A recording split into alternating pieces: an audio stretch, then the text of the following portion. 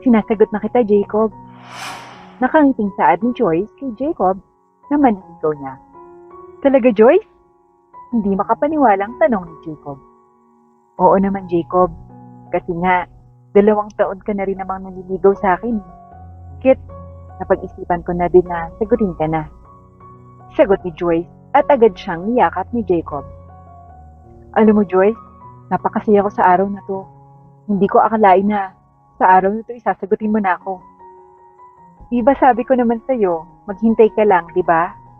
At salamat din, Jacob, dahil sa naghintay ka talaga sa akin at hindi ka nawala ng pag-asa. Grabe, alam mo ba na bihira lang sa mga lalaki yung naghihintay sa babaeng nililigawan nila? Joyce, alam mo, ika nga nila, true love wait. Kaya hinintay talaga kita. Alam kong ikaw ang babaeng nararapat para sa akin. Ang corny mo naman, Jacob. Natatawang saad ni Joyce. Hindi ako corny, Joyce. Yun naman talaga yung kadalasan na sinasabi ng iba, di ba? Oo na. Oo na. Natatawang saad pa rin ni Joyce dahil medyo kinikilig siya sa sinabi ni Jacob. Sus, corny daw. Pero kinikilig naman siya. Ay, ang pula-pula na ng mukha mo. Para kang kamatis sa sobrang pula. Di ah. Sus, aminin. Okay lang yan, Joyce. Ang cute-cute mo pa rin kahit kailan. Wika ni Jacob at agad na pinisilang mukha ni Joyce. Aray, ang sakit nun ah. Sorry, hindi ko kasi mapigilang pisilin yung pisngi mo. Ang cute-cute kasi eh. Kaya, tara na? Ha? Saan? Nagtatakang tanong ni Joyce. Lunch tayo at mag-celebrate tayo dahil sinagot mo na ako. Nakangiting saad ni Jacob na siya namang nagpangiti kay Joyce. Okay po, sagot na lamang niya at agad silang pumunta sa malapit na restaurant. Joyce, di ba sinagot mo na ako? So, pwede bang gumawa na tayo ng call sign natin? Panimula ni Jacob. Sure naman. Pero hindi ko alam eh. Alam mo naman na ikaw pa lang yung kauna-unahang boyfriend ko. Kaya hindi ko alam yung mga call sign na yan. At wala akong ideya. Ganun ba? Sige, ako na lang yung mag-iisip. At pipili ka na lang kung bagay or hindi. Okay? Sure. O sige.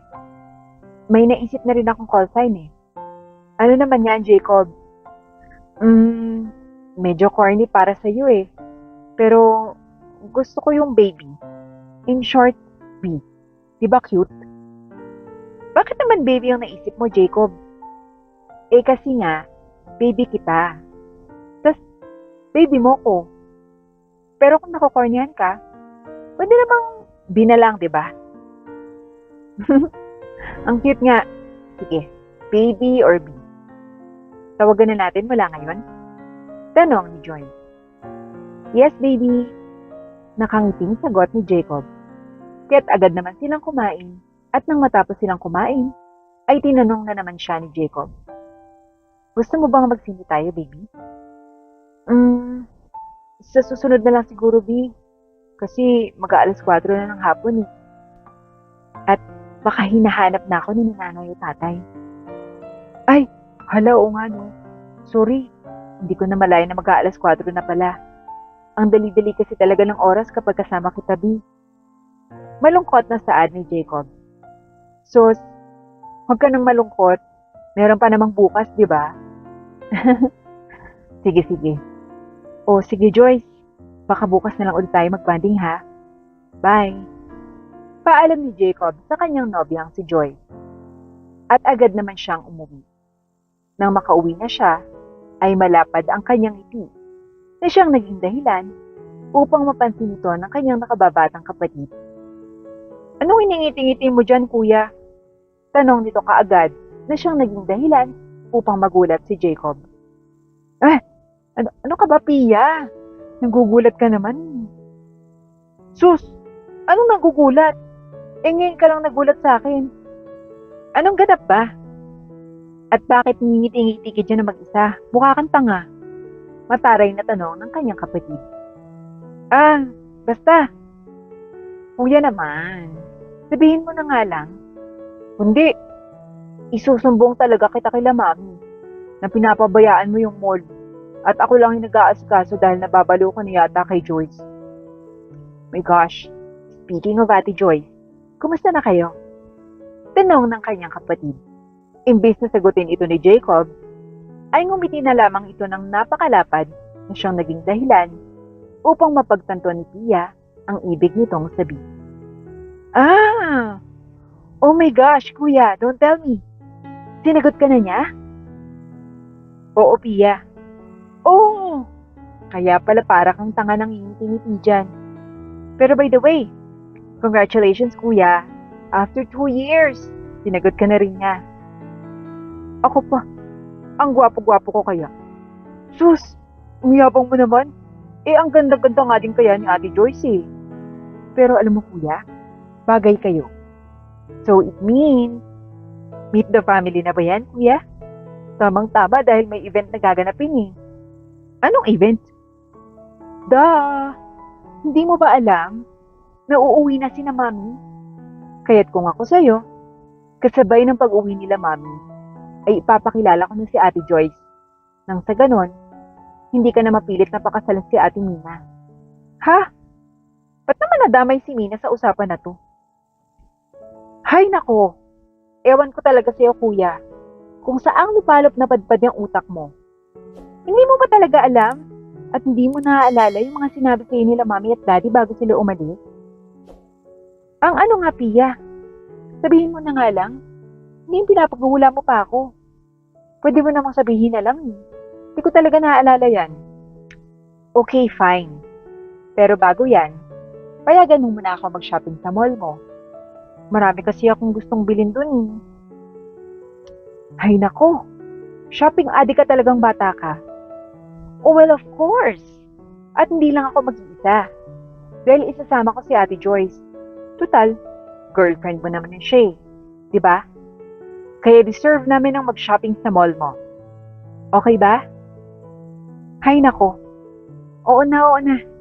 O sige na. Sabihin mo na kung bakit nasama si Mina sa usapan. Anong arranged marriage na yan? Ganito kasi yun, kuya, oh. Diba, alam na nila mami at daddy na may liligawan kang babae. Kaso nga lang, baka hindi ka sagutin. Kasi nga, diba, chick boy yung dating mo. Lalo na kay Ate Joyce.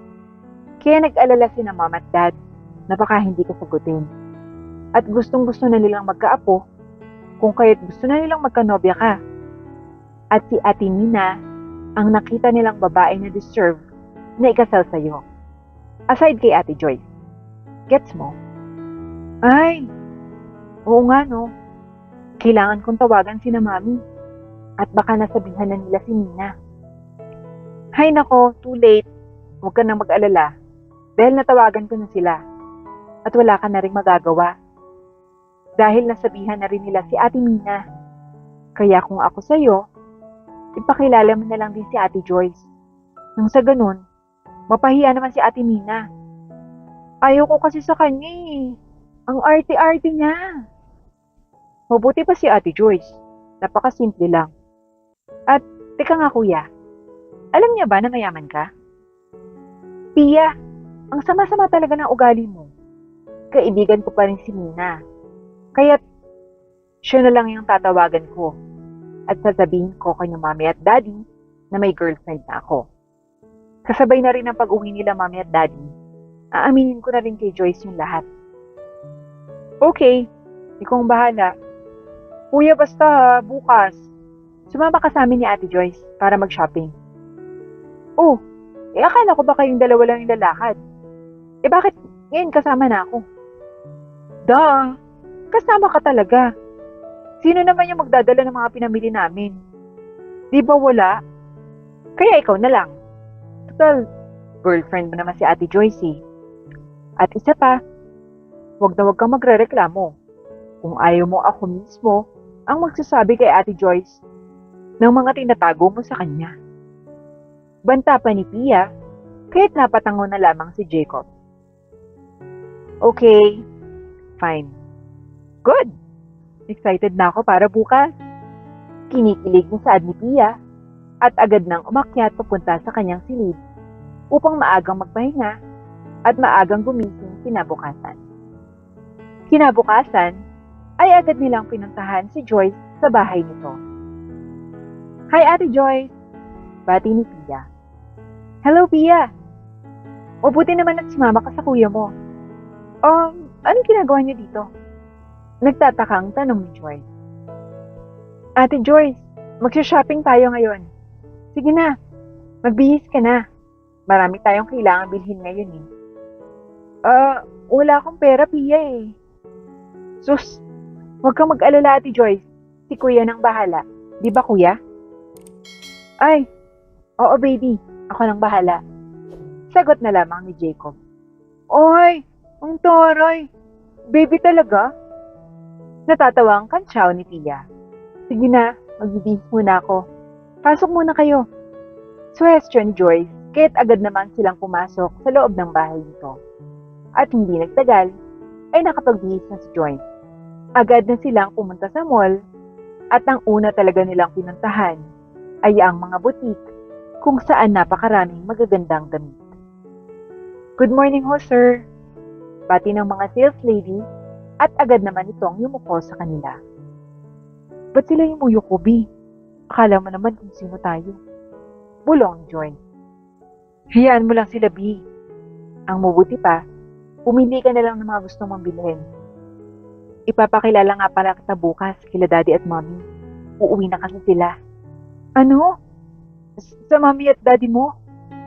Nakakahiya naman, baby. Huwag ka nang mahiya. Sige na, pumili ka na. Oy, Pia, samahan mo nga Ate Joyce mo para may susuotin siya bukas. Bukas nindating niya na mommy at daddy. Tinawagan ko sila kagabi. At excited silang makilala ka, Joyce. Sure. Ako pa. Halika na, Ate Joyce. Saad ng kapatid ni Jacob at agad na hinila siya nito. Napakarami ng napili nilang damit at lahat ay binili nila. Ang dami naman ito. Namamanghang saad ni Joyce. Sus ate, wala pa nga yan sa kalingkingan ng mga damit na gusto kong bilhin. Sir, ito lang ho ba lahat ng bibilin nyo? Tanong ng sales lady. Mukhang yan lang eh. Pakipunch na lang lahat. Sagot ni Jacob. At nag-shopping pa sila sa iba't ibang stall ng boutique. Subalit ay hindi maiwasan ni Joyce ang magtaka dahil halos ng mga nadadaanan nila sa mall ay talagang nagbibigay respeto kay Jacob. Kung kaya't sa kuryosidad, ay agad niyang tinanong si Jacob. B, pwede mo magtanong? Sure, B. Ano naman yun? Kasi kanina ko pa napapansin nung nasa mall tayo na halos lahat ng tao ay nagbibigay respeto sa'yo. Anong meron? May tinatago ko ba sa akin? Baby, sa totoo may kailangan akong sabihin sa'yo eh. Pero, hindi pa ngayon, okay? Bukas na lang, kasabay ng pagdating ni na mommy at daddy. Okay lang ba? O okay. Pero, may kailangan ba akong ikatakot? Ayoko kasing mag-overthink, Jacob. Wala kang dapat ikatakot, babe. Basta bukas, may aaminin ako sa'yo. At sana naman ay tanggapin mo ako. Tanggap na tanggap kita, Jacob. Okay, o sige. Magpahinga ka na at maaga kitang susunduin bukas, ha? Paalala ni Jacob na siya namang tinanguan kaagad ni Joyce. Kinabukasan ay maaga siyang sinundo ni Jacob. Agad naman siyang ipinakilala sa mga magulang ni Jacob at agad naman siyang nagustuhan ng mga ito dahil simpleng babae lamang siya at tunay na napakaganda. Bagay na bagay talaga kayo, iha, ng anak kong si Jacob. Kahit ano pang hinihintay nyo? Magpakasal na kayo. Mama naman, nagmamadali. Sus, gustong-gusto na namin ang apo ng papa mo. Napatawa naman si Jacob at maging si Joyce ay napatawa rin. Sus, mami naman eh. O sige na nga, may iwan ko lang muna kayo. Marami pa akong bisita. Paalam ng magulang nito kung kaya't naiwan na sa mesa sina Jacob at Joy. Grabe Jacob, ang yaman niyo pala. Nahihiya talaga ako. Ako lang yata yung mahirap na nakasali dito. Sus, huwag kang mahiya dahil papakasalan pa nga kita. Di ba sabi ko sa'yo baby may aaminin ako sa'yo ngayon? Ay, oo nga. Ano yun baby? Kasi ako yung may-ari ng mall na pinuntahan natin kahapon. Kaya nagbibigay respeto talaga sila sa akin. Ano?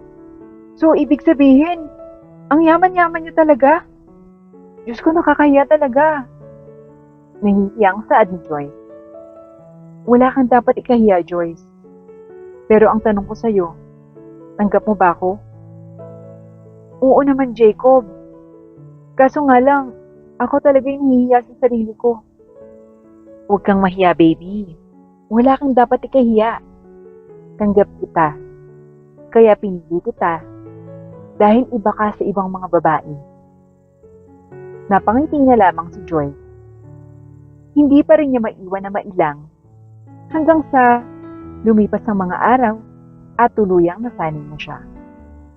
Kahit na mayaman ang boyfriend niya, ay hindi pa rin lumaki ang ulo ni Joy at nanatili pa rin siyang simpleng babae na siyang naging rason upang mas mamangha at mahalin siya ni Jacob.